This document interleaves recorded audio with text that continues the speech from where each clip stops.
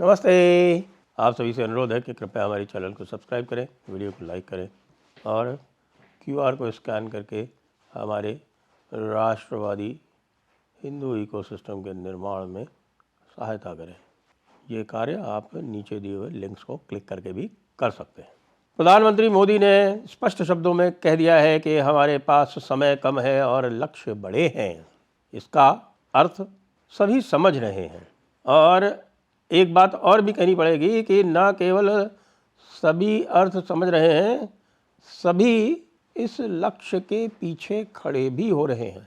यानी आपने देखा होगा पिछले कुछ दिनों में ऐसे ऐसे संगठन, ऐसे ऐसे व्यक्ति प्रधानमंत्री के पीछे खड़े होकर और पाकिस्तान के विरुद्ध पूरी शक्ति से न केवल अपनी बात कह रहे हैं, अपितु बहुत सारे लोग ऐसे भी हैं जिन्होंने जो पार्टीगत जो भी अंतर थे, डिफरेंसेस थे, उनको सबको त्याग दिया है और देश के साथ खड़े हो गए हैं। लेकिन बहुत सारे ऐसे हैं जो नहीं भी हुए हैं। लेकिन मैं ये कहूँगा कि अभी जो कुछ सुखद दिख रहा है, वो सुखद सबसे पहले तो ये दिख रहा है कि जुडिशरी भी अपना दायित्व समझ रही है और जुडिशरी ने कई स्थानों पर पिछले 2-3 दिनों में, अभी देखिए हाई कोर्ट ने और आज सुप्रीम कोर्ट ने तो बहुत बड़ा एक निर्णय सुनाया। विशेषकर जब तक मैं उस पर आता हूँ, पहले बताऊँ आपको कि जो स्थान स्थान से ये पाकिस्तानी जिनके वीज़ा रिजेक्ट हुए थे और उनको सिक्योरिटी ग्राउंड पर हटा के और उनको रिपैट्रिएट किया जा रहा था, बांग्लादेशियों को डिटेन किया जा रहा था, उसके विरुद्ध कई हाई कोर्ट्स में पिटिशन लगी। लेकिन हाई कोर्ट्स ने सभी ने एक स्वर में सिक्योरिटी के ग्राउंड पर सुनने से इनकार कर दिया और स्थिति यह है कि अभी तक सुप्रीम कोर्ट में कोई नहीं पहुंचा। सुप्रीम कोर्ट में आज हुआ वो और भी अधिक महत्वपूर्ण है। एक तो आप देखें कि संभल वाला केस लगा था, उसमें भी कोई रिलीफ नहीं दी सीजेआई संजीव खन्ना ने। अब उनके पास वैसे भी ये उनका ये कह लें कि इस हफ्ते के बाद में केवल 1 हफ्ता और है जिसमें वो सुनवाई करेंगे, उसके बाद उनका रिटायरमेंट है। सीजेआई संजीव खन्ना के अतिरिक्त जो 6 महीने बाद जो सीजेआई बनेंगे जस्टिस सूर्यकांत, उनके यहाँ का बड़ा महत्वपूर्ण विषय आया आज, और वो ये था कि साहब हमारे जो प्रदूषण टाइप के लोग हैं, आज जानते हैं प्रदूषण हम किसको बोलते हैं, तो वो प्रदूषण टाइप के जो वकील हैं वो सब पहुंच गए साहब ये कह के कि साहब देखिए ये जो पेगासस स्पाईवेयर है इसका उपयोग किया जा रहा है, इसके ऊपर डायरेक्शन जारी करें कि ये पेगासस स्पाईवेयर जो है ये किसी भी तरह से कहीं भी इसका उपयोग ना किया जाए। यानी आप ज़रा टाइमिंग देखिए, पाकिस्तान से युद्ध की संभावना सामने दिखाई पड़ रही है और ये लोग पहुंच जाते हैं सुप्रीम कोर्ट में ये कहते हुए कि साहब स्पाईवेयर को बैन कर दिया जाए। किसकी सहायता करना चाहते हैं ये, किसका एजेंडा चलाना चाहते हैं ये? 0.5 फ्रंट के बारे में जनरल बिपिन रावत ने बिल्कुल सही कहा था और ये जो 0.5 फ्रंट है इसके प्रति और कठोर होना पड़ेगा और कठोर इसके प्रति कानून बनाने पड़ेंगे। 0.5 फ्रंट के प्रति अभी जो किया गया, कुछ यूट्यूबर्स को बैन किया गया, कुछ एक्स अकाउंट्स को बैन किया गया, लेकिन अभी बहुत लंबी एक लिस्ट है जिनको बैन किया जाना है और न केवल बैन किया जाना है, कार्यवाही की जानी है। आप देखें कि इसी क्रम में एक और बड़ा काम हो रहा है और वो बिल्कुल जो हमारे जो OTT प्लेटफॉर्म्स हैं, OTT प्लेटफॉर्म्स के अतिरिक्त तो सोशल मीडिया है, उस पर पॉर्न का कितना ज़बरदस्त प्रचलन चल रहा है और उस पर भी कल यद्यपि जस्टिस गवई और जस्टिस मसीह की बेंच ने सीधे तो इंटरफेरेंस करने से इनकार किया और कहा कि आप चाहते हैं कि हम लेजिस्लेचर के कार्यों में इंटरफेयर करें, लेकिन फिर भी उन्होंने इस गंभीर विषय पर नोटिस जारी कर दिया और नोटिस न केवल सरकार को जारी किया, नोटिस उन्होंने बड़े बड़े जितने भी प्लेटफॉर्म हैं, चाहे वो नेटफ्लिक्स हो और चाहे आपका ये कौन सी है ये एकता कपूर वाला जो प्लेटफॉर्म है इनके, और ये प्राइम वीडियो वगैरह जितने भी हैं, इनके सबको इन्होंने नोटिस जारी किया आज जो पेगासस स्पाईवेयर में जो कुछ भी कहा जस्टिस सूर्यकांत की बेंच ने, वो अत्यंत महत्वपूर्ण है। उन्होंने कहा कि भाई स्पाईवेयर हम क्यों बैन कर दें? अगर सिक्योरिटी इश्यूज़ के लिए और सिक्योरिटी के, नेशनल सिक्योरिटी के उद्देश्य के लिए स्पाईवेयर यूज़ किया जाता है तो उसमें क्या आपत्ति है? यदि किसी की प्राइवेसी का हनन होता है तो वो कोर्ट में आए और बताए, और यदि हमें लगेगा कि साहब कि इसका नहीं होना चाहिए था, स्पाईवेयर से इसका पीछा नहीं किया जाना चाहिए था, इसकी जासूसी नहीं की जानी चाहिए थी, तो हम उसको रोक देंगे। ये ऑमनिबस स्पाईवेयर पे जो आप रोक लगवाना चाहते हैं वो किसी भी तरह से राष्ट्रीय सुरक्षा के हित में उचित नहीं है।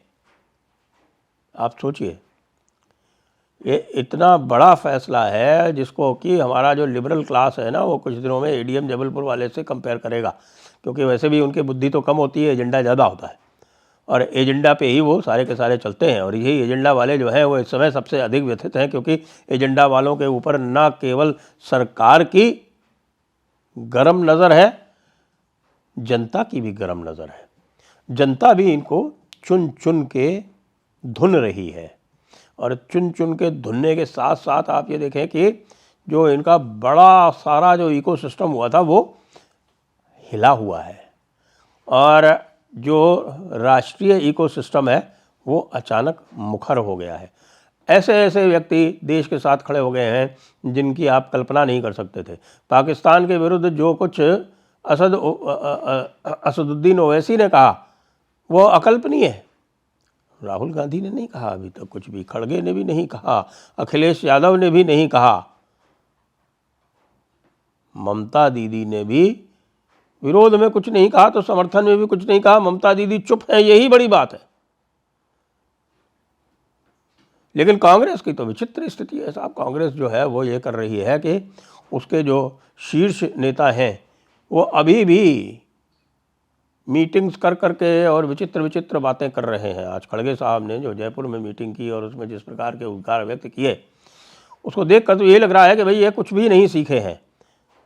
ऊपर ऊपर तो ये कह रहे हैं कि साहब हम देश के साथ खड़े हुए हैं, इस पाकिस्तान के साथ में जो भी है, जो भी पाकिस्तान के साथ में देश करे उसमें हम सरकार के साथ खड़े हुए हैं, ये ऊपर ऊपर कह रहे हैं। नीचे के नीचे जो उनका पूरा इकोसिस्टम है वो किस तरह के कार्य कर रहा है, जिस तरह का आज उन्होंने एक मीम चलाया, आज जिस तरह का मीम प्रधानमंत्री के विरुद्ध चलाया कि प्रधानमंत्री गायब है, उनका सिर काट के दिखा रहे हैं, और इसी प्रकार से जिस तरह से वह गज़वाल हिंद वाले जो है वो एक गज़वाल हिंद वाला जो एक संगठन है वो दिखाता है भारत का सिर कटा हुआ, उसी प्रकार से ये सिर कटा हुआ दिखा रहे हैं प्रधानमंत्री का। उसी तरह से इनकी कर्नाटका यूनिट तो लगता है पूरी तरह से पाकिस्तान के साथ मिल गई है। और बीके हरिप्रसाद जो एक बड़े सीनियर लीडर है वही तो ये यहाँ तक कहने लगे कि साहब पाकिस्तान हमारा दुश्मन नहीं है, बीजेपी का दुश्मन हो सकता है। कहने का अर्थ क्या है भाई तुम्हारा? और छोटी छोटी बातों पर लोगों को डिसमिस कर देने वाले, निकाल देने वाले बीके हरिप्रसाद को कुछ भी नहीं कह रहे हैं। सिद्धारमैया कह रहे हैं कि नहीं, हमें पाकिस्तान से युद्ध नहीं करना चाहिए। एएस दुल्लत जैसे आ गए हैं, war is not an option. ये जो दो कैटेगरी के लोग हैं ना, दो कैटेगरी के लोग, वो वैसे जंतु एक ही प्रकार के हैं, और वो जंतु एक ही प्रकार के हैं। वो एक तो पाकिस्तान के लिए कहते हैं कि war is not an option, और दूसरे इस्लाम के लिए कहते हैं कि क्या 20 करोड़ को अरब सागर में डाल दोगे। पाकिस्तान को कहते हैं war is not an option, ये बता दें के लिए कि भाई पाकिस्तान वालों तुम हमारे साथ कुछ भी करते रहो, हम तुम्हारे साथ युद्ध नहीं लड़ेंगे। क्यों? हम तुमको फ्री पास दे रहे हैं। उसी तरह से जो लोग कहते हैं कि साहब कि 20 करोड़ को क्या अरब सागर में डाल दोगे, वो यही बता रहे हैं उनको कि भाई तुम किसी भी प्रकार का अत्याचार करते रहो, हम किसी भी प्रकार का प्रतिरोध नहीं करेंगे। यहाँ तक कि ये तो काटने की बात तो बहुत दूर है, प्रधानमंत्री मोदी ने तो काटा भी है इनको और फुफकारा भी है। ये भाई लोग तो ये कह रहे हैं कि काटने की बात तो बहुत दूर है, फुफकारो भी मत, जैसा पाकिस्तान चाहे वैसा कर दो। कई लोगों को तो मैंने ये भी कहते देखा है कि भाई पाकिस्तान दे दो, लेकिन पाकिस्तान देने से भी कुछ, सॉरी कश्मीर दे दो पाकिस्तान को, शांति हो जाएगी। कोई शांति नहीं होगी। वो एक मोहतरमा है, वैसे तो लेफ्टिस्ट टाइप की है, क्रिस्टीन फेयर है, पागल जैसी हैं, दुनिया भर को लोगों को ब्लॉक कर दिया है। लेकिन एक किताब अच्छी लिखी थी, Pakistan armies way of war. अगर कोई लेफ्टिस्ट भी कोई अच्छा काम करे तो उसको अप्रिशिएट करना चाहिए। और उसमें एक चीज़ उसने जो लिखी थी वो बिल्कुल सही लिखी थी, वो ये थी कि भाई आप कश्मीर भी दे दोगे पाकिस्तान को तो भी पाकिस्तान जो है वो चुप नहीं बैठेगा। उसके बाद फिर वो आगे पंजाब मांगेगा, पंजाब के बाद दिल्ली मांगेगा, दिल्ली के बाद यूपी मांगेगा और उसके बाद फिर पूरा का पूरा हिंदुस्तान मांगेगा। क्योंकि Pakistan armies way of war ये है कि पाकिस्तान आर्मी को तो लड़ना ही लड़ना है, चाहे आप कुछ भी दे दो, कुछ भी दे दो। जैसे अभी कहाँ लड़ रही है? अभी लड़ रही है साहब KPK में, अपने ही लोगों के ऊपर मॉर्टार फायरिंग कर रही है। हाँ जी, F-16 तो छुपा दिए इधर उधर और अपने लोगों के ऊपर मॉर्टार फायरिंग कर रही है। तो ये एक सुखद पक्ष मुझे दिख रहा है कि ये जो 0.5 फ्रंट जो सदैव जिसकी हमें चिंता रहती है, उस 0.5 फ्रंट को टैकल करने के लिए हमारे यहाँ की जो जनता है और कुछ जनता के जो नुमाइंदे हैं यानी शशि थरूर और मनीष तिवारी भी साथ में खड़े हो गए, तो वो जो है वो साथ में आ गए हैं। देश का जो यूनिटी इंडेक्स है वो 80% पार कर चुका है लगभग, ऐसा मेरा मानना है। यदि आपको लगता है कम है तो आप अवश्य नीचे कमेंट करके मुझे बता सकते हैं। जय हिंद, जय भारत, वंदे मातरम।